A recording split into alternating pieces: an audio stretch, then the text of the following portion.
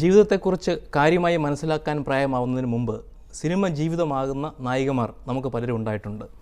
എന്നാൽ 18 വയസ്സിൽ തുടങ്ങി ജീവിതം സിനിമ മാത്രമായി മാറിയ നായകന്മാർ നമുക്ക് അപൂർവമാണ്. ആരെയും അംഗീകരിക്കുന്നതിന് ഏറെ സമയമെടുക്കുന്ന മലയാളികൾക്ക് മുമ്പിൽ പുതിയ തലമുറയുടെ ധീരനായ പ്രതിനിധിയായി മാറിയ അത്തരമൊരു നായകനാണ് ഇന്ന് നേരെ ചൊവ്വയിൽ ശ്രീ പൃഥ്വിരാജ്. താങ്കളെ എല്ലാ കാര്യവും നേരെ ചൊവ്വേ പറയുന്ന ഒരു രീതിക്കാരനാണ്. ഇത്രയും കാലത്തെ അനുഭവം കൊണ്ട് അതിന് മാറ്റം വന്നിട്ടില്ല എന്ന വിചാരത്തിലാണ് ഞാൻ ചിലതൊക്കെ ചോദിക്കുന്നത്. മാറ്റം വന്നിട്ടുണ്ടോ? ഇല്ല, മാറ്റം വന്നിട്ടില്ല. കേരളത്തിലെ ഒരു തലമുറയുടെ ആരാധനാപാത്രമാണ് താങ്കൾ. മറ്റൊരാൾ എടുത്തു പറയാവുന്നത് ശ്രീശാന്താണ്, ക്രിക്കറ്റ് താരം ശ്രീശാന്ത്. അപ്പോൾ യുവതലമുറയുടെ ആരാധനാപാത്രമായി നിൽക്കുമ്പോഴും പൊതുസമൂഹം നിങ്ങളെ അല്പം ഒരു അകൽച്ചയിലാണ് കാണുന്നത് എന്ന് ശ്രദ്ധിച്ചിട്ടുണ്ടോ? എന്നിലേക്ക് ഒരു അകൽച്ച ഇന്നും പ്രേക്ഷകനുണ്ടോ എന്ന് ചോദിച്ചാൽ ആ അകൽച്ചയാണ് എൻ്റെ പരീക്ഷണം. എന്നോട് ചോദിക്കുകയാണെങ്കിൽ എൻ്റെ ഓരോ സിനിമകൾ കഴിയുമ്പോഴും ആ അകൽച്ച കുറഞ്ഞു വരികയാണ്. ഇന്ന് എൻ്റെ സിനിമകൾ തിയേറ്ററിൽ എത്തുമ്പോൾ ആദ്യത്തെ ദിവസം ഉണ്ടാവുന്ന ഒരു ആഘോഷം, മെയിൻ സെൻറ്റേഴ്സിലുണ്ടാവുന്ന ഒരു മാധ്യമങ്ങളൊക്കെ എടുത്ത് പറയുന്ന ഒരു ഇനിഷ്യൽ എന്നൊക്കെ പറയുന്ന കാര്യം, അതിൻ്റെ സൂചനയാണെന്ന് ഞാൻ വിശ്വസിക്കുന്നു. പിന്നെ ഈ പറഞ്ഞ പോലെ നമ്മുടെ സമൂഹം, മലയാളി സമൂഹം മാറ്റത്തിനെ എപ്പോഴും കുറച്ച് ഭീതിയോടെ കാണുന്ന ഒരു സമൂഹമാണ്. അതൊരു പുതിയ എക്സ്പ്രസ് വേ ആണെങ്കിലും, ഒരു പുതിയ മന്ത്രിയാണെങ്കിലും, ഒരു പുതിയ നടനാണെങ്കിലും. അപ്പോൾ കേരളത്തിൽ നിന്ന് ഏറ്റവും പ്രശസ്തരായ 2 ചെറുപ്പക്കാരെന്ന് പറഞ്ഞാൽ ഒന്ന് രാജു, അതുപോലെ ശ്രീശാന്ത് എന്ന് നമുക്ക് എളുപ്പത്തിൽ പറയാവുന്നതാണ്. നമ്മുടെ 2 യുവാക്കൾ എന്ന പേരിൽ അഭിമാനം കൊള്ളുന്നതിന് പകരം കുറച്ചൊരു അകലം അവർക്ക് ഉള്ളതുപോലെ തോന്നാൻ അതിനെന്തായിരിക്കും കാരണം താങ്കളുടെ വിശകലനത്തിൽ? അങ്ങനെ ഒന്നടങ്കം പറയാൻ സാധിക്കുമെന്ന് ഞാൻ വിശ്വസിക്കുന്നില്ല. അങ്ങനെ ഒരു അകൽച്ച അങ്ങനെ ഒരു പൊതുസമൂഹത്തിനുണ്ടെന്ന് ഞാൻ വിശ്വസിക്കുന്നില്ല. പിന്നെ നേരത്തെ പറഞ്ഞ പോലെ എനിക്ക് ശ്രീശാന്തിനെ പറ്റി സംസാരിക്കാൻ എനിക്ക് അദ്ദേഹത്തിൻ്റെ അനുഭവങ്ങൾ എന്താണെന്ന് എനിക്കറിയില്ല. എൻ്റെ വ്യക്തിപരമായ കാര്യം പറയുകയാണെങ്കിൽ ഞാനൊക്കെ ആദ്യം കടന്നു വന്നപ്പോൾ ഞാനൊക്കെ നേരിടേണ്ടി വന്നിട്ടുള്ള കാര്യങ്ങൾ ഇവൻ ഇത്രത്തോളം ആയോ എന്നൊക്കെയാണ്. അതായത് അതിൻ്റെ ഞാൻ നേരത്തെ പറഞ്ഞൊരു ഭീതി തന്നെ ആയിരിക്കും അതിൻ്റെ കാരണം. ഞാൻ മനസ്സിലാക്കിയെടുത്തോളം അതിന് കഴിവുമായി അത്രയ്ക്ക് ബന്ധമൊന്നുമില്ല. കഴിവിനെ അംഗീകരിക്കുന്നുണ്ട്. പക്ഷേ പൊതുസമൂഹം ശരി എന്ന് വിശ്വസിക്കുന്ന ചില പെരുമാറ്റ രീതികളുണ്ട്. അതിനോട് പൂർണ്ണമായും സമരസപ്പെട്ടു വരുന്നില്ല എന്നതുകൊണ്ടാണ് എന്ന് തോന്നിയിട്ടുണ്ട്. ശരിയാണോ? ശരിയാണ്. എൻ്റെ കാര്യത്തിൽ പ്രത്യേകിച്ച് ശരിയാണ്. കാരണം ഈ പൊതുസമൂഹം വിശ്വസിക്കുന്ന ശരിയായ പെരുമാറ്റ രീതികളിൽ നമ്മൾ സൂക്ഷ്മമായി നോക്കിയാൽ അതിൽ ഹിപ്പോക്രസി ഉണ്ട്. കാരണം ഞാനൊരിടത്തും ബഹുമാനം നൽകേണ്ടിടത്ത് ബഹുമാനം നൽകാതിരുന്നിട്ടില്ല. പക്ഷേ ആവശ്യത്തിലേറെ ബഹുമാനവും ഞാൻ എവിടെയും നൽകിയിട്ടില്ല. ഞാൻ എൻ്റെ ഐഡൻറ്റിറ്റി സൂക്ഷിച്ചൊരു വ്യക്തിയാണ്. പൃഥ്വിരാജ് സിനിമാ നടനായതിൽ പിന്നെ ഇങ്ങനെ സംസാരിക്കാൻ തുടങ്ങുകയോ ഇങ്ങനെ ബോഡി ലാംഗ്വേജ് കൈവരിക്കുകയോ അല്ലെങ്കിൽ കാര്യങ്ങളെപ്പറ്റി ഇങ്ങനെ സംസാരിക്കുകയോ ചെയ്തൊരാളല്ല. ഞാൻ സ്കൂളിൽ പഠിക്കുമ്പോഴും വളരെ ചെറുപ്പത്തിലും എൻ്റെ പേഴ്സണാലിറ്റി ട്രെയ്റ്റ്സ് ഇതൊക്കെ തന്നെയാണ്. ഒരു സിനിമാ നടനായപ്പോൾ എന്നോട് പലരും പറഞ്ഞു, എൻ്റെ ഓർമ്മ ശരിയാണെങ്കിൽ എൻ്റെ ഗുരുനാഥനായ രഞ്ജിത്തേട്ടൻ പോലും പറഞ്ഞു, നീ ഇനിയും ഇൻ്റർവ്യൂസിനൊക്കെ പോകുമ്പോൾ കുറച്ച് മയത്തിൽ സംസാരിക്കണം, കാര്യങ്ങൾ കുറച്ച് അറിയില്ല എന്ന ഭാവത്തിൽ നീ സംസാരിക്കണം. ഞാൻ ശ്രമിച്ചു, പക്ഷെ എന്നെ കൊണ്ട് പറ്റിയില്ല. അതിൻ്റെയൊക്കെ പേരിൽ തൻ്റെ അടി, അഹങ്കാരി എന്നൊക്കെയുള്ള ചില പദവികൾ പതിച്ചു കിട്ടുകയും ചെയ്തു. അതൊരു വലിയ തമാശയാണ്. കാരണം ഞാൻ ആദ്യം സിനിമയിലെത്തി ആരോടും ഞാൻ ഒരുപാട് ഒരു വലിയ സോഷ്യൽ സർക്കിളൊന്നും ഇല്ലാത്ത വ്യക്തിയാണ്. അപ്പോൾ ആദ്യം സിനിമയിലെത്തിയപ്പോൾ എല്ലാവരും പറഞ്ഞു ഒരു ഇൻട്രോവേർട്ടാണ്, അന്തർമുഖനാണെന്ന് പറഞ്ഞു. പിന്നീട് ഈ അന്തർമുഖത്വം അഹങ്കാരമായി. ഇപ്പോൾ അതേ അഹങ്കാരമാണ് ചങ്കൂറ്റമായിരിക്കുന്നത്. അപ്പോൾ താങ്കളുടെ നിരീക്ഷണത്തിൽ ഈ കേരള സമൂഹം ഇപ്പോഴും കഴിവിനേക്കാൾ കൂടുതൽ പ്രവൃത്തി പരിചയത്തിനാണ് അല്ലെങ്കിൽ പരിചയസമ്പന്നതയ്ക്കാണ് ഊന്നൽ കൊടുക്കുന്നത് എന്ന് തോന്നുന്നുണ്ടോ? എനിക്ക് തോന്നുന്നു ഇന്ത്യ എന്ന് പറയുന്ന രാജ്യത്തിൽ മാത്രമാണ് ഇന്ന് 21ാം നൂറ്റാണ്ടിലും experience is rated higher than efficiency. അത് വേറെ എവിടെയും കാണാത്തൊരു പ്രവണതയാണ്. അത് രാഷ്ട്രീയത്തിലാണെങ്കിലും മറ്റ് ബ്യൂറോക്രാറ്റിക് സ്പിയേഴ്സിലാണെങ്കിലും ഈവൻ പ്രൊഫഷണൽ കാര്യങ്ങളിലാണെങ്കിൽ എനിക്ക് അത് കുറച്ച് ഭേദം പിന്നെയും സിനിമയിലാണ്. പുതിയ എഡിറ്റർ വന്നാൽ, ഒരു പുതിയ തരത്തിൽ സിനിമകൾ എഡിറ്റ് ചെയ്യുന്നൊരു ആൾക്കാർ വന്നാൽ, ആദ്യം ഈ സോ കോൾഡ് ആൾക്കാരെല്ലാം കുറ്റങ്ങളാണ് പറയുന്നത്. ഒരു പുതിയ സിനിമാറ്റോഗ്രാഫർ വന്നാൽ അയാൾ എന്തൊക്കെ തെറ്റ് ചെയ്യുന്നു എന്നാണ് ആദ്യം ചൂണ്ടിക്കാണിക്കുന്നത്. ഒരു പുതിയ നടൻ വന്നാൽ അയാളുടെ അഭിനയത്തെപ്പറ്റി പ്രത്യേകിച്ച് കുറ്റങ്ങൾ പറയാനില്ലെങ്കിൽ അയാളുടെ മറ്റു കാര്യങ്ങൾ എന്തൊക്കെയാണ് കുഴപ്പങ്ങൾ എന്നാണ് ആദ്യം ചൂണ്ടിക്കാണിക്കുന്നത്. താങ്കളുടെ അച്ഛൻ അങ്ങനെ ഒരുപാട് സംസാരിക്കുന്ന ഒരാളായിരുന്നില്ല. എങ്കിലും അദ്ദേഹം സ്വന്തം ടേംസിൽ തന്നെയാണ് കാര്യങ്ങളൊക്കെ നടത്തിയിരുന്നത്. പക്ഷെ താങ്കൾ കുറച്ചും കൂടെ സംസാരിക്കുന്ന ആളാണ്. താങ്കളുടെ ടേംസിൽ തന്നെയാണോ കാര്യങ്ങളൊക്കെ നടത്തുന്നത്? എൻ്റെ വിശ്വാസം ഞാൻ എൻ്റെ ടേംസിൽ തന്നെയാണ് കാര്യങ്ങളെല്ലാം നടത്തുന്നതാണ്. പ്രത്യേകിച്ച് എൻ്റെ പ്രൊഫഷണൽ കാര്യങ്ങൾ ഞാൻ എൻ്റെ ടേംസിൽ മാത്രമേ നടത്താറുള്ളൂ. അതുകൊണ്ട് തന്നെ എൻ്റെ വിജയങ്ങൾക്കും പരാജയങ്ങൾക്കും 100% ഉത്തരവാദിത്വം എൻ്റെ തന്നെയാണ്. അച്ഛന് സിനിമയിൽ നിന്നുണ്ടായ തിക്ത അനുഭവങ്ങൾ മനസ്സിലുള്ള അമ്മ പൃഥ്വിരാജിൻ്റെ കാര്യത്തിൽ ഒരു കൂടുതൽ ഔത്സുക്യം കാണിച്ചു എന്നൊരു പരാതിയുണ്ടോ? ഇതിൻ്റെ യാഥാർത്ഥ്യം എന്ന് പറഞ്ഞാൽ എൻ്റെ അമ്മയ്ക്ക് എൻ്റെ സിനിമാ ജീവിതവുമായിട്ട് യാതൊരു ബന്ധവുമില്ല എന്നുള്ളതാണ്. സത്യം പറഞ്ഞാൽ എൻ്റെ അമ്മയ്ക്ക് ഞാൻ അടുത്ത ചെയ്യുന്ന സിനിമ ഏതാണെന്നറിയോ എന്ന് പോലും എനിക്കൊരു സംശയമുണ്ട്. പക്ഷെ എവിടെയോ ഇതിൻ്റെ ഒരു എനിക്ക് തോന്നുന്നു അത് എപ്പോഴും എന്നെ അമ്മയോടൊപ്പം കാണുന്നു, അല്ലെങ്കിൽ ഞാൻ എപ്പോഴും ഇതുപോലുള്ള മാധ്യമങ്ങളിൽ ഞാൻ അമ്മയെപ്പറ്റി സംസാരിക്കുന്നു. അതുകൊണ്ടായിരിക്കും എവിടെയോ തെറ്റിദ്ധരിക്കപ്പെട്ടു എൻ്റെ പ്രൊഫഷണൽ ജീവിതം ഡിസൈൻ ചെയ്യുന്നത് അമ്മ നിയന്ത്രിക്കുന്നു അമ്മയാണ് എന്നുള്ളത് എവിടെയോ അത് എങ്ങനെയോ തെറ്റിദ്ധരിക്കപ്പെട്ടു. പക്ഷെ അതിൻ്റെ യാഥാർത്ഥ്യം എൻ്റെ അമ്മയ്ക്ക് എൻ്റെ സിനിമാ ജീവിതവുമായിട്ട് യാതൊരു ബന്ധവുമില്ല. എൻ്റെ അമ്മ സത്യം പറഞ്ഞാൽ ഞാൻ അടുത്ത ചെയ്യുന്ന സിനിമ ഏതാണെന്ന് പോലും അമ്മയ്ക്ക് അറിയില്ല. അതിനപ്പുറം ഒരു നിയന്ത്രണം താങ്കളുടെ ജീവിതത്തിൽ അമ്മ ചെലുത്തുന്നുണ്ടോ? ഇല്ല, ഒട്ടും അമ്മ എൻ്റെ ജീവിതത്തിൽ ഒരു കാര്യത്തിലും നിയന്ത്രണം ചെലുത്താത്തൊരു അമ്മയാണ്. അതെനിക്ക് തോന്നുന്നു അമ്മയ്ക്ക് അമ്മയുടെ മക്കളിലുള്ള ഒരു കോൺഫിഡൻസ് ആയിരിക്കും. കാരണം അത് പറയാൻ കാര്യം ഇപ്പോഴല്ല, വളരെ ചെറുപ്രായത്തിൽ തന്നെ നമുക്കെല്ലാം നമ്മുടേതായ റെസ്പോൺസിബിലിറ്റീസ് എന്ന് നമ്മുടെ കാര്യങ്ങൾ നമ്മൾ തന്നെ നോക്കണമെന്ന് നമ്മളെ പറഞ്ഞ് പഠിപ്പിച്ചൊരു അമ്മയാണ് ശ്രീമതി മല്ലിക സുകുമാരൻ. എൻ്റെ ഓർമ്മ ശരിയാണെങ്കിൽ ഞാനൊക്കെ 10ാം ക്ലാസ്സിലൊക്കെ പഠിക്കുമ്പോൾ തന്നെ എൻ്റെ കാര്യങ്ങൾ ഞാൻ സ്വന്തമായിട്ട് നോക്കണം, അല്ലാതെ എന്ത് കാര്യത്തിനും അമ്മയെ ആശ്രയിക്കരുത് എന്നൊക്കെ എന്നെ പറഞ്ഞു പഠിപ്പിക്കുകയും അത് വീട്ടിൽ പ്രാവർത്തികമാക്കുകയും ചെയ്ത ഒരു സ്ത്രീയാണ് ശ്രീമതി മല്ലിക സുകുമാരൻ. അച്ഛൻ്റെ ഹാങ് ഓവർ ഏതൊക്കെ തരത്തിലാണ് താങ്കളുടെ സിനിമയിൽ ബാധിച്ചിരിക്കുന്നത്, ഗുണമായിട്ടും ദോഷമായിട്ടും?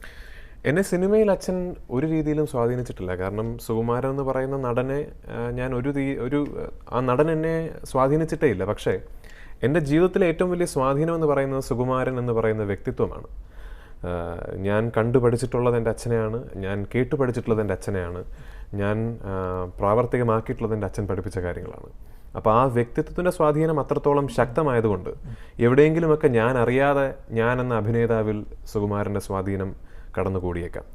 പക്ഷേ ആസ് ടു പ്രൊഫഷണൽസ് സുകുമാരൻ എന്ന് പറയുന്ന ആക്ടറും പൃഥ്വിരാജ് എന്ന് പറയുന്ന ആക്ടറും വളരെ വ്യത്യസ്തമാണ് എന്ന് ഞാൻ വിശ്വസിക്കുന്നു. അച്ഛനാണ് എന്നെ എൻ്റെ ലൈഫിൽ ഓരോ കാര്യങ്ങളും എനിക്ക് ഇൻട്രൊഡ്യൂസ് ചെയ്യുന്ന അച്ഛനാണ് എന്നെ സത്യം പറയാൻ പഠിപ്പിച്ചത്. സത്യം മാത്രമേ പറയാൻ പാടുള്ളൂ എന്ന് എൻ്റെ അടുത്ത് പറഞ്ഞത് അച്ഛനാണ് എന്നെ സാഹിത്യത്തിലേക്ക് കൊണ്ടുവന്നത്. അച്ഛനാണ് എനിക്ക് ലിറ്ററേച്ചർ എന്താണെന്ന് പഠിപ്പിച്ചു തന്നത്. അച്ഛനാണ് എന്നെ പുസ്തകങ്ങളുടെ ലോകത്തിലേക്ക് കടത്തിക്കൊണ്ടുവന്നത്. എന്നെ സംസാരിക്കാൻ പഠിപ്പിച്ച അച്ഛനാണ്. ഭാഷ എങ്ങനെ പ്രയോഗിക്കണം എന്നെന്നെ പഠിപ്പിച്ചത് അച്ഛനാണ്. അപ്പോൾ ആ രീതിയിൽ സുകുമാരൻ എന്ന് പറഞ്ഞ വ്യക്തിയാണ് എൻ്റെ ഐഡൽ. പക്ഷെ സത്യം പറയണമെന്ന് താങ്കളെ അച്ഛൻ പഠിപ്പിച്ചു. പക്ഷേ ഇത്രയും കാലത്തെ അനുഭവം കൊണ്ട് എല്ലാ സത്യങ്ങളും പറഞ്ഞുകൂടാ എന്ന് താങ്കൾക്ക് ബോധ്യമായോ? അത് വളരെ നേരത്തെ എനിക്ക് ബോധ്യമായി. എല്ലാ സത്യങ്ങളും എന്നല്ല, അങ്ങനെ പ്രത്യേകിച്ച് ബുദ്ധിമുട്ടുകളൊന്നും ഇല്ലാത്തൊരു ജീവിതമാണ് നമ്മുടെ ആഗ്രഹമെങ്കിൽ ഒട്ടുമിക്ക സത്യങ്ങളും പറഞ്ഞുകൂടാ. പക്ഷെ എങ്കിലും ആ ബുദ്ധിമുട്ടുകൾ അനുഭവിച്ചാലും സത്യം പറഞ്ഞു കഴിയുമ്പോൾ നമുക്ക് കിട്ടുന്ന ഒരു സുഖമുണ്ട്. താങ്കൾ ഇതുവരെ പറഞ്ഞതിൽ നിന്ന് മുതിർന്നവരോടൊക്കെ ബഹുമാനമുള്ള ഒരാളായിട്ട് തന്നെയാണ് കാണപ്പെടുന്നത്. പക്ഷെ താങ്കളെക്കുറിച്ചുള്ള പൊതു സമൂഹത്തിൻ്റെ വിചാരം അങ്ങനെയല്ല. അതിന് വേറെയും ചില കാരണങ്ങളുണ്ട്. ഒരിക്കൽ ഓസ്ട്രേലിയൻ ക്രിക്കറ്റ് ടീമിനെ പോലെ ആയിരിക്കണം ഈ മലയാള സിനിമയിലെ രീതി എന്ന് താങ്കൾ ഒരിക്കൽ അഭിപ്രായപ്പെട്ടു. സീനിയേഴ്സിൻ്റെ കാര്യത്തിലാണ് താങ്കളത് പറഞ്ഞത്. പക്ഷേ സീനിയറായിട്ടുള്ള മാത്യു ഹെയ്ഡനും ഷെയ്ൻ വോണും മഗ്രാത്തും ഒക്കെ പോയതിനു ശേഷം കുറച്ച് ക്ഷീണമാണ് ടീമിനുണ്ടായത്. അപ്പോൾ ആ കാര്യത്തിൽ താങ്കളുടെ അഭിപ്രായത്തിനൊരു മാറ്റമുണ്ടോ? ഒരു കാരണവശാലും മാറ്റമില്ല. ഞാൻ പറഞ്ഞത് ഓസ്ട്രേലിയൻ ക്രിക്കറ്റ് ടീമിനെ പോലെ ആകരുത് മലയാള സിനിമ എന്നാണ്. ഞാൻ ഇന്നും പറയുന്നു, ഓസ്ട്രേലിയൻ ക്രിക്കറ്റ് ടീമിനെ പോലെ ആകരുത് മലയാള സിനിമ. കാരണം നമുക്ക് മഹാരഥന്മാരായ മമ്മൂക്കയും ലാലേട്ടനും അതുപോലെയുള്ള ഒരുപാട് നടന്മാരും ടെക്നീഷ്യൻസും എല്ലാം നമ്മുടെ ഇൻഡസ്ട്രിയിലുണ്ട്. പക്ഷെ അവരൊക്കെ നാളെ അവരുടെ നായക സ്ഥാനത്ത് അഭിനയിക്കാൻ സാധിക്കാത്തൊരു സമയം വരും. അന്ന് മലയാള സിനിമ അന്യാധീനപ്പെട്ടു പോകരുത്. അതായത് ഈ ക്രിക്കറ്റുമായിട്ടുള്ള താരതമ്യത്തിനകത്ത് ചില പ്രശ്നങ്ങളില്ലേ? ക്രിക്കറ്റിൽ കുറേ നാൾ അവർ കളിക്കുന്നു, 10 അല്ലെങ്കിൽ അങ്ങേയറ്റം 20 വർഷമോ കളിച്ചിട്ട് അവർ റിട്ടയർ ചെയ്യുന്നു. പക്ഷേ സിനിമയിൽ അങ്ങനെയല്ല. സിനിമയിൽ അങ്ങനെ ആകണമെന്ന് താങ്കൾ നിർദ്ദേശിക്കുന്നുണ്ടോ? ഒരു 4-5 ആക്ടേഴ്സിന് മാത്രമാണ് അവരുടെ പേരിൽ കാര്യമായ ബിസിനസ് ജനറേറ്റ് ചെയ്യാൻ സാധിക്കുന്നത് നമ്മുടെ മാർക്കറ്റിൽ നിന്നും. അതിലൊരാൾ ഞാനാണെന്നുള്ളത് എനിക്ക് വളരെ വളരെ സന്തോഷമുള്ള കാര്യം. പക്ഷേ ഈ 4-5 പേർ പോരാ. കാരണം നാളെ ഈ 4-5 പേരിൽ ഒരു 3-4 ആൾക്കാർ നായകന്മാരല്ലാതായാൽ അന്ന് വാണിജ്യപരമായി നമുക്ക് ബിസിനസ് ജനറേറ്റ് ചെയ്യാൻ സാധിക്കുന്ന പ്രോജക്റ്റുകൾ മലയാളത്തിൽ ഇല്ലാതെ തന്നെയാകും. അപ്പോൾ സംഭവിക്കാൻ പോകുന്ന ഇവിടെയുള്ള എല്ലാ തിയേറ്ററുകളിലും ഹിന്ദിയും തമിഴും പടങ്ങൾ മാത്രമായി പോകും. ഇപ്പോൾ ഞാൻ ക്രിക്കറ്റിനെ പറ്റി പറയാം. 4 വേൾഡ് കപ്പുകൾ അടുപ്പിച്ച് ജയിക്കുകയും ICC റാങ്കിങ്ങിൽ രണ്ടാമത്തെ ടീം തമ്മിൽ ഏതാണ്ട് 78 പോയിന്റിന് മുകളിൽ ഡിഫറൻസ് ഉണ്ടാകുകയും ചെയ്ത് നിലനിന്നിരുന്ന ക്രിക്കറ്റ് ടീമാണ് ഓസ്ട്രേലിയ എന്ന് പറയുന്ന വേൾഡ് ചാമ്പ്യൻസ്. അവിടുന്ന് അവരുടെ ഒരു 4-5 മഹാരഥന്മാർ ഒരുമിച്ച് റിട്ടയർ ചെയ്തപ്പോൾ, അല്ലെങ്കിൽ അവർക്ക് സജീവമായി ക്രിക്കറ്റ് കളിക്കാൻ സാധിക്കാതെ വന്നപ്പോൾ 1.5 വർഷത്തെ സ്പേസിലാണ് ഓസ്ട്രേലിയ നമ്പർ 4ലേക്ക് വന്നത്. 1.5 വർഷത്തെ സ്പേസിലാണ് ഓസ്ട്രേലിയ ബംഗ്ലാദേശിൻ്റെ അടുത്ത് 2 മാച്ചസ് തോറ്റത്. 1.5 വർഷത്തിലാണ് ഓസ്ട്രേലിയ വെസ്റ്റ് ഇൻഡീസിൻ്റെ അടുത്ത് 6 മാച്ച് തോറ്റത്. കോമൺവെൽത്ത് ആലൻ ബോർഡർ ട്രോഫി ഓസ്ട്രേലിയക്ക് കിട്ടാതെ പോയത് 18 വർഷങ്ങൾക്ക് ശേഷമാണ്. അപ്പോൾ ആ ഒരു അവസ്ഥ മലയാള സിനിമയ്ക്ക് ഉണ്ടാകരുത് എന്നുള്ള രീതിയിലാണ് ഞാൻ ആ താരതമ്യം പറഞ്ഞത്. ഇപ്പോൾ താങ്കൾ ആദരിക്കുന്ന മമ്മൂട്ടിയും മോഹൻലാലും ഉൾപ്പെടെയുള്ള നായക നടന്മാർ അവരുടെ പ്രായത്തിനൊത്ത വേഷങ്ങളല്ല ഇപ്പോൾ ചെയ്യുന്നത് എന്ന് താങ്കൾ വിചാരിക്കുന്നുണ്ടോ? തീർച്ചയായിട്ടും. അത് ഞാൻ പറയാതെ തന്നെ എല്ലാവർക്കും അറിയാവുന്ന കാര്യങ്ങളാണ്. പക്ഷേ അത് അവരെ മാത്രം കുറ്റപ്പെടുത്തിയിട്ട് കാര്യമില്ല. അത്തരത്തിലുള്ള സിനിമകൾ ഉണ്ടാവണം, അത്തരത്തിലുള്ള കഥകൾ അവരെ പറഞ്ഞ് കൺവിൻസ് ചെയ്ത് അത്തരത്തിലുള്ള സിനിമകൾ ഇവിടെ നിർമ്മിക്കപ്പെടണം. നമ്മൾ ലാലേട്ടനെയും മമ്മൂക്കയും പോലെയുള്ള മഹാനടന്മാരെ ശരിക്കും നമ്മൾ ഭയങ്കരമായിട്ട് ലിമിറ്റ് ചെയ്യുകയാണ് ചെയ്യുന്നത്. ഇപ്പോൾ താങ്കൾക്കറിയാവുന്നതുപോലെ മമ്മൂട്ടിക്കും മോഹൻലാലിനും ഒക്കെ ഒരു സിനിമയുടെ പ്രോജക്റ്റിൽ അവരുടേതായിട്ടുള്ള സേ ഉണ്ട്. അങ്ങനെയെങ്കിൽ അവർക്ക് ഗുണപരമായ ഒരു മാറ്റം വരുത്താൻ കഴിയില്ലേ? കഴിയുമെന്നാണ് എൻ്റെ വിശ്വാസം. എന്തുകൊണ്ടത് ചെയ്യുന്നില്ല എന്നുള്ളത് അതിനുത്തരം പറയാൻ അവർ തന്നെയായിരിക്കും എന്നേക്കാൾ യോഗ്യന്മാർ. അല്ല, താങ്കൾക്കതിൽ വിശദീകരിക്കാൻ വിഷമമുണ്ടാവും, എങ്കിലും താങ്കളുടെ കാഴ്ചപ്പാട് എങ്ങനെയാണ് ഈ കാര്യത്തിൽ? എനിക്ക് വിശദീകരിക്കാൻ വിഷമമില്ല, കാരണം എനിക്ക് വിശദീകരിക്കാൻ അറിയാം എന്താണ് അവരുടെ ചിന്ത എന്ന് എനിക്കറിയില്ലല്ലോ. പക്ഷേ എന്നോട് ചോദിക്കുകയാണെങ്കിൽ ലാലേട്ടനും മമ്മൂക്കയും ചെയ്യുന്ന മിക്ക സിനിമകളും അവരുടെ സ്റ്റാച്ചറിനും അവരുടെ പ്രായത്തിനും ആസ് ആക്ടേഴ്സ് അവരുടെ ഒരു ഡയമെൻഷനും അനുയോജ്യമായ സിനിമകളല്ല. പറഞ്ഞാൽ ശരിയാണ്, അവർക്ക് ഒരു തീരുമാനമെടുത്ത് അത്തരത്തിലുള്ള സിനിമകൾ മാത്രമേ അവരിനി ചെയ്യൂ എന്നവർക്ക് തീരുമാനിക്കാം. എന്തുകൊണ്ട് ആ തീരുമാനത്തിലേക്ക് എത്തി അത്തരം സിനിമകൾ ഉണ്ടാകുന്നില്ല എന്നുള്ളത് എനിക്കറിയില്ല. കാരണം അത് അവരുടെ ചിന്തയായിരിക്കും, അവരുടെ തീരുമാനങ്ങളായിരിക്കും, അതല്ലെങ്കിൽ മറ്റ് സമ്മർദ്ദങ്ങളായിരിക്കും. ഇനി ഒരു 20 വർഷം കഴിഞ്ഞ് താങ്കൾക്ക് മോഹൻലാലിൻ്റെ പ്രായമാകുമ്പോൾ താങ്കൾ അത്രയും പ്രധാനപ്പെട്ടൊരു നായക നടനാണെങ്കിൽ ഈ പറഞ്ഞതുപോലെ പറയൂ. ഞാൻ ഇന്നത്തെ പൃഥ്വിരാജ് തന്നെ ആണെങ്കിൽ തീർച്ചയായിട്ടും ഞാൻ എൻ്റെ പ്രായത്തിന് അനുയോജ്യമായ സിനിമകളെ ചെയ്യുള്ളൂ. പിന്നെ അതിനേക്കാൾ ഒരു വലിയ കാര്യം സത്യം നമ്മൾ മനസ്സിലാക്കേണ്ടത്, ഇനി 20 വർഷം കഴിഞ്ഞ് ഇവിടെ ഉണ്ടാകാൻ പോകുന്ന സിനിമാ പ്രേക്ഷകർ അന്ന് എന്നെ ഒരു മരം ചുറ്റി പ്രണയം അഭിനയിക്കാൻ അനുവദിക്കില്ല. കാരണം പ്രേക്ഷകർ അത്രയും സിനിക്കലായി കഴിഞ്ഞിട്ടുണ്ടാവും. അപ്പോൾ അവരെക്കാൾ മുൻ അതിന് തയ്യാറെടുക്കേണ്ടത് ഞാനാണ്. തീർച്ചയായിട്ടും ഞാനൊരിക്കലും എനിക്ക് അനുയോജ്യമല്ലാത്തൊരു കഥാപാത്രമോ എനിക്ക് അനുയോജ്യമല്ലാത്തൊരു സിനിമയിലോ ഞാൻ അഭിനയിക്കില്ല. പിന്നെ ഞാൻ പറഞ്ഞു വരുന്നത് മമ്മൂട്ടി, മോഹൻലാൽ എന്ന് പറയുന്ന നടന്മാരുടെ പ്രാധാന്യം കുറയണമെന്നല്ല. പ്രാധാന്യം ഒരിക്കലും കുറയില്ല. അവർ തന്നെയായിരിക്കും സൂപ്പർ സ്റ്റാറുകൾ. പക്ഷേ അവർ ചെയ്യുന്ന സിനിമകളുടെ രീതി, അവർ ചെയ്യുന്ന സിനിമകളുടെ സ്വഭാവം മാറേണ്ടതാണ്. ഇതിപ്പോൾ ഞാൻ പറയുമ്പോൾ വിവാദമാകും, റോഡിൽ നിൽക്കുന്ന ഒരു സാധാരണക്കാരൻ പറഞ്ഞാൽ ഇത് വിവാദമാകില്ല. മമ്മൂട്ടിക്കും മോഹൻലാലിനും ഇപ്പോഴും കൈ നിറയെ പടങ്ങളാണ്. അതിൻ്റെ അർത്ഥം അവർക്ക് കൊമേഴ്ഷ്യലായിട്ട് അതിൻ്റെ വാല്യൂ ഇപ്പോഴും ഉണ്ടെന്നാണ്. തീർച്ചയായിട്ടും ജനങ്ങൾ ഒരുപക്ഷെ അത്തരം റോളുകളിലും അവരെ സ്വീകരിക്കുന്നു എന്നാണ്. പൂർണ്ണമായും തള്ളിക്കളയുകയാണെന്നുണ്ടെങ്കിൽ ആരും അവരെ വെച്ച് അത്തരം സിനിമകൾ ചെയ്യാൻ ധൈര്യപ്പെടില്ല. അങ്ങനെയെങ്കിൽ എന്തുകൊണ്ട് അവർ മാറി നിൽക്കണം? അല്ല, അതാണ് ഞാൻ പറഞ്ഞത്. ഞാനിത് ഒരുപാട് ചർച്ച ചെയ്തിട്ടുള്ളൊരു വിഷയമാണ്. കാരണം നമ്മുടെ സിനിമ ആസ്വാദന നിലവാരം തന്നെ കുറച്ച് താഴേക്ക് പോയിട്ടുണ്ട്. അത് നമ്മൾ നിഷേധിക്കേണ്ട കാര്യമല്ല. ഇന്ന് പരാജയപ്പെടുന്ന സിനിമകളെപ്പറ്റി മറന്നേക്കും. ഇന്ന് വിജയിക്കുന്ന സിനിമകൾ തന്നെ നമ്മൾ കണക്കിലെടുക്കുകയാണെങ്കിൽ ഒരു പക്ഷേ ഒരു 10-15 വർഷങ്ങൾക്ക് മുമ്പ് അന്യഭാഷകളിൽ തമിഴിലും തെലുങ്കിലുമൊക്കെ കണ്ട് നമ്മൾ പുച്ഛിച്ചിരുന്ന തരത്തിലുള്ള പല സിനിമകളും ഇന്നിവിടെ വൻ വിജയങ്ങളായി തീരുന്നുണ്ട്. പേരുകൾ ആവശ്യപ്പെടരുത്, കാരണം പറയാതിരിക്കാൻ ഞാൻ ബാധ്യസ്ഥനാണ്. അപ്പോൾ അത്തരത്തിലുള്ള സിനിമകൾ ഇവിടെ വിജയിക്കുന്നു എന്നുള്ളത് തന്നെ ഇതിനൊരു വലിയ സമ്മർദ്ദമാണ്. അങ്ങനെ ഒരു സിനിമ വിജയിച്ചൊരു നിർമ്മാതാവിന് ഇൻവെസ്റ്റ് ചെയ്ത പൈസയും മുടക്കുമുതലും അതിൻ്റെ പലിശയും ചേർത്ത് കിട്ടിയാൽ ആ നിർമ്മാതാവ് അടുത്തത് നിർബന്ധിതനാകുന്നത് വീണ്ടും അങ്ങനെ ഒരു സിനിമ ചെയ്യാനാണ്. നേരെ മറിച്ച് കയ്യൊപ്പെന്ന് പറയുന്ന സിനിമ ഇവിടെ 6 കോടി രൂപ ലാഭം കിട്ടുന്ന സിനിമയാകട്ടെ, അപ്പോൾ അത്തരത്തിലുള്ള സിനിമകൾ കൂടുതൽ സംഭവിക്കും. വാനപ്രസ്ഥം എന്ന് പറയുന്ന സിനിമ 200 ദിവസം ഓടി 5.5 കോടി രൂപ ഗ്രോസ് വരുന്ന ഒരു സിനിമയാകട്ടെ, അപ്പോൾ അത്തരത്തിലുള്ള സിനിമകൾ സംഭവിക്കും. അപ്പോൾ ഇത് പ്രേക്ഷകൻ ആദ്യം അവരുടെ സിനിമ നിരീക്ഷണ രീതി, സിനിമ ആസ്വാദന രീതി മാറ്റണോ, അതല്ല നിർമ്മിക്കപ്പെടുന്ന സിനിമകൾ ആദ്യം മാറ്റണോ എന്നുള്ളത് ഏതാണ് ആദ്യം സംഭവിക്കണം എന്നുള്ളത് എനിക്കറിയില്ല. പക്ഷേ ഇതിലേതെങ്കിലും ഒന്ന് വളരെ പെട്ടെന്ന് മാറേണ്ടതുണ്ട്. അല്ലെങ്കിൽ നമ്മുടെ എസ്തെറ്റിക്സ്, കലാമൂല്യമെല്ലാം വളരെ താഴേക്ക് ഇങ്ങനെ പോയിക്കൊണ്ടിരിക്കും. ഈ സൂപ്പർ സ്റ്റാർ പദവി മാറ്റിവെച്ചാൽ മോഹൻലാലിൻ്റെയും മമ്മൂട്ടിയെയും അഭിനേതാക്കൾ എന്ന നിലയിൽ താങ്കൾ എങ്ങനെയാണ് വിലയിരുത്തുന്നത്? ഔട്ട്സ്റ്റാൻഡിംഗ് ആണ്. ഔട്ട്സ്റ്റാൻഡിംഗ് എന്ന് വെച്ചാൽ എന്നോട് ചോദിക്കുകയാണെങ്കിൽ നമ്മൾ മലയാളം, ഇന്ത്യ എന്നൊക്കെ മറന്നേക്കും. സത്യസന്ധമായി ഇവരെ നടന്മാർ നിലയ്ക്ക് നമ്മൾ കാണുകയാണെങ്കിൽ ലോക സിനിമയിലെ ഗ്രേറ്റസ്റ്റ് ആക്ടേഴ്സിൻ്റെ ലിസ്റ്റ് എടുത്താൽ ഇവർ രണ്ടുപേരും തീർച്ചയായിട്ടും ഉണ്ടാകും. ഔട്ട്സ്റ്റാൻഡിംഗ് ആക്ടേഴ്സാണ്. കാരണം നമ്മൾ മനസ്സിലാക്കേണ്ട ഒരുപാട് കാര്യങ്ങൾ, ഒരു സോ കോൾഡ് ഇപ്പോൾ ഇന്ന് നിലവിലുള്ള ഹോളിവുഡിലെ ഗ്രേറ്റ് എന്ന് വിശേഷിപ്പിക്കുന്ന ആക്ടേഴ്സ്, ഇപ്പോൾ ടോം ഹാങ്ക്സ് അല്ലെങ്കിൽ ഡസ്റ്റിൻ ഹോഫ്മാൻ, റസൽ ക്രോ എന്നൊക്കെ പറയുന്ന ഗ്രേറ്റ് എന്ന് വിശേഷിപ്പിക്കുന്ന ആക്ടേഴ്സ് എല്ലാവരും ഒരു സിനിമ 2 കൊല്ലം കൊണ്ടോ 3 കൊല്ലം കൊണ്ടോ ചെയ്ത് ആ കാലഘട്ടം മുഴുവൻ ഒരു കഥാപാത്രമായി ജീവിച്ച് അതിനുവേണ്ടി ഒരുപാട് റിസർച്ച് ചെയ്ത് അതിനുവേണ്ടി ഹോംവർക്ക് ചെയ്ത് ഈ റിസർച്ചിനും ഹോംവർക്കിനും എല്ലാം അവർ റെമ്യൂണറേറ്റ് ചെയ്യപ്പെട്ട് അങ്ങനെ സിനിമകളെ അപ്രോച്ച് ചെയ്യുന്ന നടന്മാരാണ്. ലാലേട്ടനും മമ്മൂക്കയും ഇന്ന് വൈകുന്നേരം ഷൂട്ടിംഗ് ഒരു സിനിമയുടെ തീർത്ത് നാളെ രാവിലെ അടുത്ത സിനിമയ്ക്ക് ജോയിൻ ചെയ്യാൻ നിർബന്ധിതരാകുന്ന നടന്മാരാണ്. അങ്ങനെയാണ് നമ്മുടെ സിനിമാ വ്യവസായം പ്രവർത്തിച്ചുകൊണ്ടിരിക്കുന്നത്. അപ്പോൾ അങ്ങനത്തെ പാരഫെർണേലിയ ചുറ്റിനും നിർത്തി അങ്ങനത്തെ സിറ്റുവേഷൻസിൽ നമ്മളവരെ ജക്സ്റ്റപ്പോസ് ചെയ്ത് നോക്കുമ്പോൾ അവർ ഔട്ട്സ്റ്റാൻഡിംഗ് ആണ്.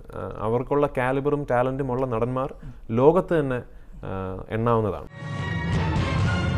മലയാള സിനിമയുടെ പരിമിതി താങ്കൾക്ക് തന്നെ പലതും നിഷേധിക്കുകയാണ് എന്ന് നമുക്ക് വിശകലനം ചെയ്യാവോ? ഞാൻ ചോദിക്കാൻ പ്രധാന കാരണം ഹിന്ദിയിലാണെങ്കിലും ഒരുപക്ഷെ തമിഴിൽ പോലും പ്രധാനപ്പെട്ട 2-3 നടന്മാർ ഒരേ സിനിമയിൽ തന്നെ വരുന്നു. മലയാള സിനിമയ്ക്ക് ഒരുപക്ഷെ താങ്ങാനുള്ള സാമ്പത്തിക ശേഷി ഇല്ലായിരിക്കാം.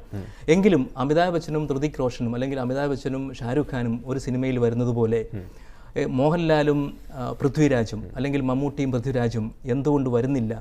അതിന് തുടക്കമാണ് ഇപ്പോൾ സംഭവിച്ചു തുടങ്ങിയിരിക്കുന്നത്. അതിൻ്റെ ആ പ്രവണത ആദ്യം സംഭവിച്ചത് ഹോളിവുഡിൽ തന്നെയാണ്. സോ കോൾഡ് ഒരു മൾട്ടി കാസ്റ്റ് അല്ലെങ്കിൽ ഓൺസെമ്പിൾ കാസ്റ്റ് എന്ന് പറയുന്നത് ഹോളിവുഡിലാണ് അത് സംഭവിച്ചത്. ഇപ്പോൾ 2008 ഓസ്കാർ കിട്ടിയ ഡിപ്പാർട്ടഡ് എന്ന് പറയുന്ന സിനിമ വരെ അത്തരമൊരു സിനിമയാണ്. പിന്നെ ബോളിവുഡിൽ സംഭവിച്ചു തുടങ്ങി, തമിഴിൽ സംഭവിച്ചു തുടങ്ങി, തെലുങ്കിൽ സംഭവിച്ചു, ഇപ്പോഴാണ് അത് മലയാളത്തിൽ സംഭവിച്ചു തുടങ്ങിയിരിക്കുന്നത്.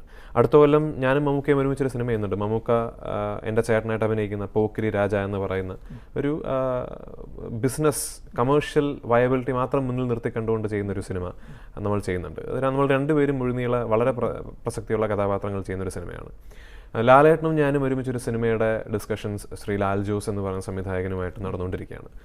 അതും മിക്കവാറും സംഭവിക്കും. അപ്പോൾ അതിൻ്റെ ഒരു തുടക്കമാണ് തീർച്ചയായിട്ടും. ഇനിയും വരാനിരിക്കുന്ന കാലങ്ങളിൽ മലയാള സിനിമയിൽ അത്തരം പ്രോജക്റ്റുകൾ ഒരുപാടുണ്ടാവും. അത്തരം പ്രോജക്റ്റുകൾ താങ്ങാനുള്ള ഒരു ശേഷി മലയാള സിനിമയ്ക്കുണ്ടോ സാമ്പത്തികമായി?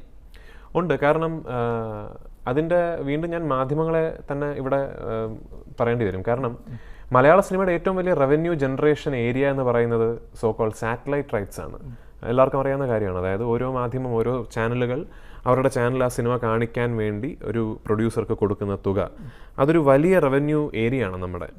ഇന്ന് 1.5 കോടിയിൽ മുകളിൽ നിൽക്കുന്ന, ഇപ്പോൾ ഒരു 3 കോടി രൂപ ബഡ്ജറ്റ് വരുന്ന സിനിമയ്ക്ക് പോലും 1.5 കോടിയിൽ മുകളിൽ നിൽക്കുന്ന ഒരു ബിസിനസ് ഏരിയ ആണത്.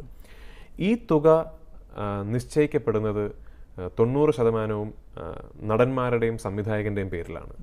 പലപ്പോഴും ഒന്നിൽ കൂടുതൽ വലിയ സെയിലബിൾ ആയിട്ടുള്ള ആക്ടേഴ്സ് ഒരു പ്രോജക്റ്റിലുണ്ടെങ്കിൽ ഈ തുകയ്ക്ക് വലിയ വ്യത്യാസം വരും. ഇത്തരം പ്രോജക്റ്റുകൾക്ക് നടന്മാരുടെ ഈഗോ ക്ലാഷ് ഒരു തരത്തിലും തടസ്സമാവില്ല എന്ന് പറയാൻ കഴിയുമോ? ഇപ്പോൾ പഴശ്ശിരാജയിൽ തന്നെ ശരത് കുമാർ ചെയ്ത വേഷം സുരേഷ് ഗോപി ചെയ്യണമെന്നാണ് മമ്മൂട്ടി തന്നെ ആഗ്രഹിച്ചതെന്ന് എനിക്കറിയാം. പക്ഷെ അത് നടന്നില്ല. അത്തരം ഈഗോ ക്ലാഷുകൾ എപ്പോഴെങ്കിലും പൊന്തി വരാൻ ഇടയുണ്ടോ? അത് വ്യക്തിപരമായ കാര്യങ്ങളാണ്. അതിപ്പോൾ ഒരു സിനിമ എന്നുള്ളത് വിട്ടേക്കൂ, ഇപ്പോൾ ഒരു ചാനലിൽ തന്നെ സംഭവിക്കാവുന്ന കാര്യങ്ങളാണ്. പക്ഷേ എന്നെ സംബന്ധിച്ചിടത്തോളം എല്ലാ ആക്ടേഴ്സും സെക്യൂർ ആണെങ്കിൽ, ഇൻസെക്യൂരിറ്റി ഇഷ്യൂസ് ഒരു ആക്ടറിനും ഇല്ലെങ്കിൽ അത്തരത്തിലുള്ള പ്രശ്നങ്ങൾ വരേണ്ടതായിട്ടില്ല. പിന്നെ മമ്മൂക്കയും സുരേഷ് ചേട്ടനും തമ്മിലുള്ള വ്യക്തിപരമായ പ്രശ്നം എന്താണെന്ന് എനിക്കറിയില്ല. എന്തുകൊണ്ടാണ് സുരേഷ് ചേട്ടൻ മമ്മൂക്കയുടെ സിനിമയിൽ അഭിനയിക്കാത്തത് എനിക്കറിയില്ല. എന്നെ സംബന്ധിച്ചിടത്തോളം എനിക്ക് ഒരു നടനുമായിട്ട് വ്യക്തിപരമായിട്ട് ഒരു പ്രശ്നവുമില്ല. ഇവർ ആരുടെ കൂടെയാണ് ഞാൻ അഭിനയിക്കുന്നതെങ്കിലും ഞാനെന്ന് പറയുന്ന നടൻ ആ സിനിമയിൽ ജസ്റ്റിഫൈഡ് ആണെങ്കിൽ, ഞാനെന്ന് പറയുന്ന നടൻ ആ സിനിമയിലേക്ക് ആത്മാർത്ഥമായി ആകർഷിക്കപ്പെടുകയാണെങ്കിൽ ഞാൻ ആ സിനിമ ചെയ്യും. ഇപ്പോൾ ഈ പറഞ്ഞ താരങ്ങൾക്ക് മമ്മൂട്ടി, മോഹൻലാൽ, സുരേഷ് ഗോപി അവരോടൊപ്പം ഒരു നിരയിലേക്ക് താങ്കൾ ഉയർന്നു വരുന്ന ഒരു സമയമാണിത്. അതിനെ അവരെങ്ങനെ കാണുന്നു എന്നാണ് താങ്കൾക്ക് തോന്നിയിരിക്കുന്നത്? പുതിയ മുഖം എന്ന് പറഞ്ഞ സിനിമ ഇറങ്ങിയപ്പോൾ ആദ്യമായിട്ട് മൂന്നാമതൊരാളോട് ആ സിനിമ വളരെ വലിയ ഹിറ്റാണ് എന്ന് പറയുന്നത് മമ്മൂക്കയാണ്. മമ്മൂക്ക വിളിച്ച് അറിഞ്ഞിട്ടാണ് എൻ്റെ ഗുരുനാഥനായ ശ്രീ രഞ്ജിത്ത് എന്നെ വിളിക്കുന്നത്. മമ്മൂക്ക പറഞ്ഞു ആ സിനിമ ഹിറ്റാണെന്ന്, ഭയങ്കര സന്തോഷത്തിൽ പറഞ്ഞു. അപ്പം ഞാൻ മമ്മൂക്കയുമായിട്ടൊരു 2 ദിവസം ഒരുമിച്ച് ഒരു സെറ്റിൽ ചെലവഴിച്ചിട്ടുണ്ട്. കാരണം ഞാൻ അഭിനയിച്ച വൺ വേ ടിക്കറ്റ് എന്ന് പറയുന്ന സിനിമയിൽ അദ്ദേഹം 2 ദിവസം വർക്ക് ചെയ്തിരുന്നു. അപ്പോൾ ആ 2 ദിവസമാണ് സത്യത്തിൽ ഞാൻ ഏറ്റവും കൂടുതൽ ഞാനൊരു നടനായതിന് ശേഷം അദ്ദേഹമായിട്ട് സംസാരിക്കുന്നത്. അപ്പോൾ എനിക്ക് തോന്നുന്നത് അവരൊക്കെ ഒരു വലിയ സന്തോഷത്തോടെ തന്നെയാണ് കാണുന്നത്. കാരണം അവർക്കൊന്നും പൃഥ്വിരാജിനെ പോലെ ഒരു നടൻ കയറി വരുന്നതിൽ യാതൊരു ഇഷ്യൂസും ഉണ്ടാകേണ്ട കാര്യമില്ല. കാരണം ഞാനൊന്നും ഒരു തരത്തിലും അവരെ വാദിക്കാൻ പോകുന്നില്ല. താങ്കൾക്ക് വ്യക്തിപരമായി വളരെ ആത്മവിശ്വാസമുള്ള ആളാണ്, അത് വളരെ പ്രകടമാണ്. പക്ഷേ ഇപ്പോഴും ഒരു ആക്ടർ എന്നുള്ള നിലയിൽ അവരുടെ ഒപ്പം നിൽക്കുന്ന ആളെന്ന ആത്മവിശ്വാസം താങ്കൾ പ്രകടിപ്പിക്കുന്നില്ല. അതെന്തുകൊണ്ടാണ്? ആര് പറഞ്ഞു പ്രകടിപ്പിക്കുന്നില്ല എന്ന്? തീർച്ചയായിട്ടും അതും താങ്കൾക്കുണ്ട്. തീർച്ചയായിട്ടും ഞാനൊരു മോശം നടനൊന്നുമല്ല. ഒരു മോശം നടനാണെങ്കിൽ 50 സിനിമകളിലൊന്നും അഭിനയിക്കാൻ പറ്റില്ല. പിന്നെ ഞാൻ ഇൻ ടേംസ് ഓഫ് ഗ്രേറ്റ്നെസ് ഒരു മമ്മൂട്ടിയോ ഒരു മോഹൻലാലിൻ്റെയോ കൂടെ എഴുതാൻ പറ്റില്ല എൻ്റെ പേര്. കാരണം it's A matter of time എന്നാണ് താങ്കൾ പറയുന്നത്. I believe it's A matter of time. കാരണം ഞാനിനിയും അവരുടെ സിനിമകൾ കണ്ട് അവരുടെ തന്നെ സിനിമകൾ റെഫറൻസ് ആയിട്ടെടുത്ത് അവർക്ക് കൈവരിക്കാൻ സാധിച്ച എക്സ്പീരിയൻസ് എനിക്ക് കൈവരിക്കാൻ സാധിച്ചാൽ, അവർ നൽകിയിട്ടുള്ള ഒരു വോളിയം ഓഫ് വർക്ക്, അവരുടെ ഡെലിജൻസ്, അവരുടെ ഹാർഡ് വർക്ക് എനിക്ക് മെയിൻറ്റെയിൻ ചെയ്യാൻ സാധിച്ചാൽ, എൻ്റെ കരിയറിൻ്റെ ആ സമയം എത്തുമ്പോൾ അവർ സമ്മാനിച്ച പോലെ ഒരു വേരിയഡ് ബോഡി ഓഫ് വർക്ക് എനിക്ക് സമ്മാനിക്കാൻ സാധിക്കുമെന്നാണ് എൻ്റെ വിശ്വാസം. ഒരുപക്ഷെ നടൻ എന്ന നിലയിലും ഇത്രയും ആത്മവിശ്വാസമുള്ള താങ്കൾ ഒരിക്കൽ പറഞ്ഞു, സൂപ്പർ സ്റ്റാറുകളുടെ കാലം കഴിഞ്ഞു, ഇനി ഒരുപക്ഷെ ഒരു സൂപ്പർ സ്റ്റാർ ഉണ്ടാവില്ല. എന്തുകൊണ്ടാണ് അങ്ങനെ തോന്നുന്നത്? സൂപ്പർ സ്റ്റാർഡത്തിൻ്റെ കാലം കഴിയണം എന്നാണ് ഞാൻ പറഞ്ഞത്. കാരണം ആരോഗ്യകരമായ വളർച്ച എന്ന് പറഞ്ഞാൽ ഇനിയും അങ്ങോട്ട് ഈ താരമൂല്യത്തിൻ്റെ പ്രസക്തി സിനിമയിൽ കുറഞ്ഞു വരണം. ഒരു താരത്തിൻ്റെ പേരിൽ മാത്രം സിനിമകൾ വിൽക്കപ്പെടുന്നത്, അല്ലെങ്കിൽ ഒരു താരത്തിൻ്റെ പേരിൽ മാത്രം സിനിമാ വ്യവസായം നിലനിൽക്കുന്നത് വളരെ മോശമായ ഒരു പ്രവണതയാണ്.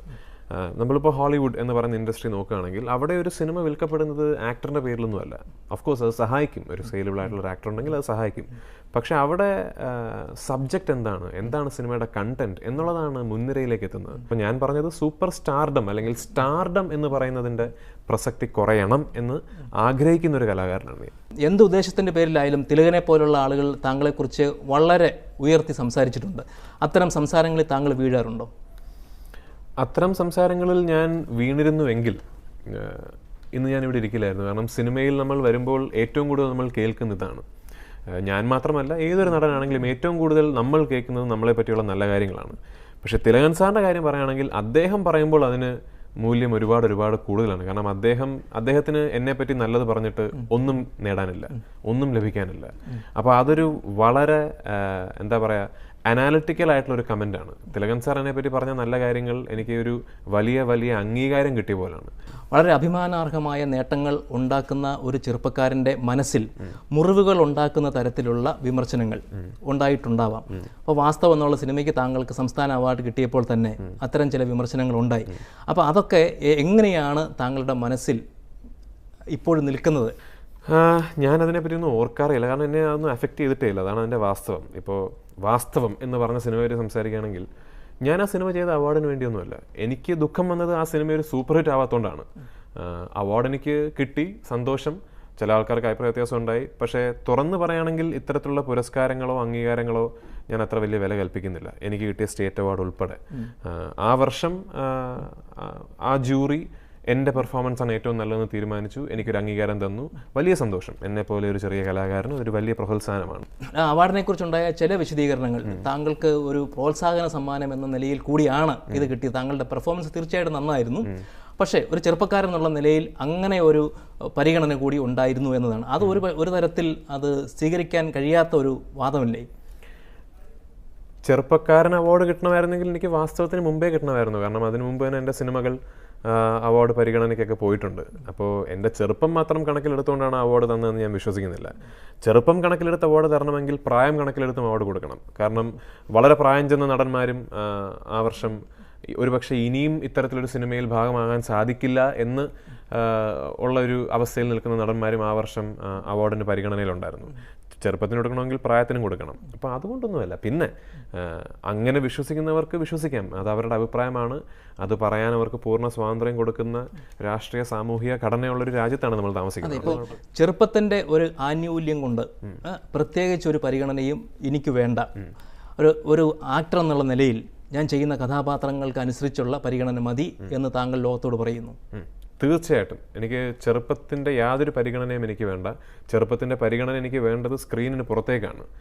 ഞാനെന്ന് പറയുന്ന വ്യക്തി എന്തെങ്കിലും ചാബല്യങ്ങൾ കാണിച്ചാൽ, ഞാനെന്ന് പറയുന്ന വ്യക്തി എന്തെങ്കിലും കുരുത്തക്കേട് കാണിച്ചാൽ അതൊരു പയ്യൻ്റെ ഇമ്മെച്യൂരിറ്റി ആയിട്ട് കണക്കാക്കി എന്നോട് ക്ഷമിക്കുക. സ്ക്രീനിൽ നിങ്ങൾ തിയേറ്ററിൽ വന്ന് സിനിമ കാണുമ്പോൾ എൻ്റെ ചെറുപ്പത്തിൻ്റെ ഒരു ആനുകൂല്യവും എനിക്ക് തരണ്ട.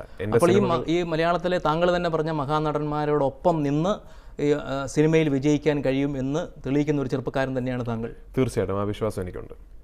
ഇന്ന് എൻ്റെ മനസ്സിൽ സിനിമയ്ക്ക് മുകളിൽ ഒരു പെൺകുട്ടിക്ക് പ്രാധാന്യം കൊടുത്തൊരു ജീവിതം എന്ന് പറയുന്നത് എനിക്ക് ചിന്തിക്കാൻ പറ്റുന്നില്ല. കല്യാണം കഴിഞ്ഞാൽ ഞാനൊരു വൺ വുമൺ മാൻ ആവാനാണ് സാധ്യത.